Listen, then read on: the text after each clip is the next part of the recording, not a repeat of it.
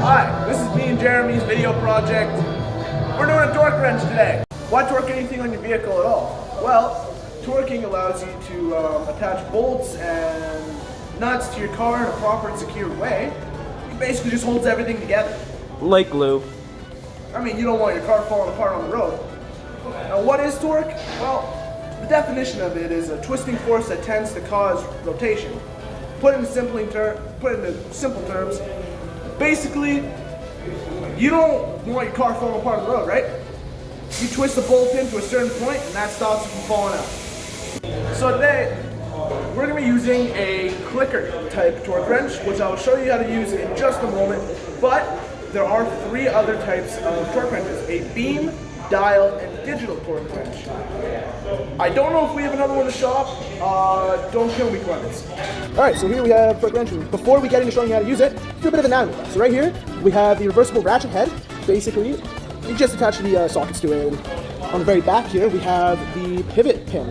Flip it this way, spins one way. Flip it the other way, goes the other way. It's called a clicker because when you rotate this, it clicks.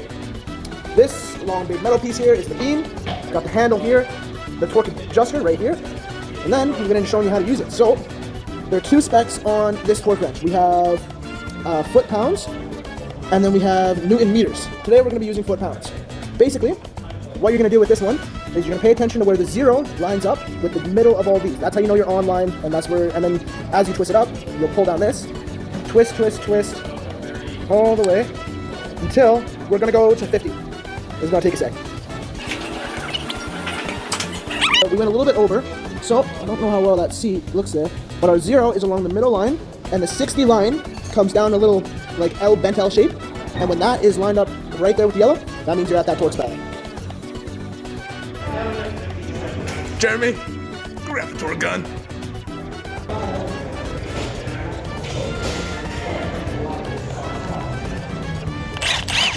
Now that we've kind of explained some history, some anatomy, and just kind of how to use the item all together, we're going to be taking off these lug nuts off this tire here and then retorquing them. But first, safety. We're going to be using an impact gun, and I don't actually know if this is the right size, so let's find out. Nope, we're sending. Thank you, Jeremy. Alright, so when we move this, we're doing star patterns. We're doing top, bottom, cross, cross. Usually it's 5, so it's a bit more of a star, but still gonna do it. Now we have our little handful of nuts. We're gonna go find out what the torque spec for this tire is. Tire.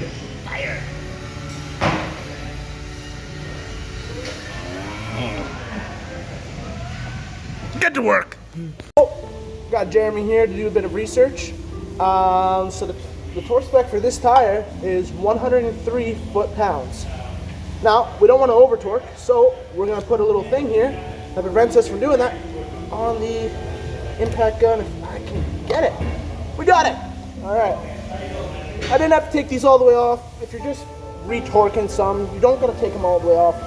I do, but I shouldn't. Anyways, let's get them back on. And we're back. It's on, but it's not torqued. Now, Jeremy here is going to pass me a torque wrench and the socket we're using today. So, the reason why you torque your wheels after already impacting them in is because your wheels aren't set right. Even if it's just a little bit, it could severely damage your threads on the vehicle, even when you're just driving around the neighborhood. Generally not a good time. So I'm going to torque this to 10. I'm going to torque this not right to 103. We're going to torque it just below, like within reason. You don't want to go too little, but you don't want to go too crazy with it. So we're going to put it right at 100 because that's very, very close. Now that we have the torque wrench torqued to the right spec, we're going to torque this tire up here. Now, you'll notice this car is raised into the air, which means we have to put a chalk underneath the wheel so this doesn't spin when we try and torque it. I'll give her a go here, shall we? So, I don't know if you heard that, there was a click. You want to stop pushing down the wrench when you hear that click. That means it's at the proper torque spec. Now we're going to go across, a little bit of a diamond pattern. This is a little weird since it's 4 square. Hear that, another click. And we'll do the last. Another click there. And there's our last click. And that, now that our tire's on, should be pretty much everything, except for one thing.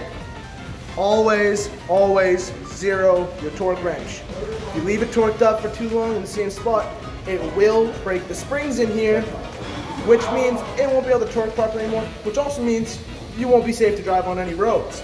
So let's do that real quick.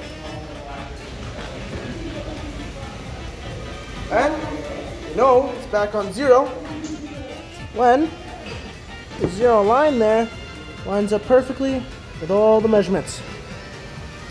Oh, that concludes mine and Jeremy's video. Jeremy's there on the computer, stand off the side. I'm here, one who talked the whole time.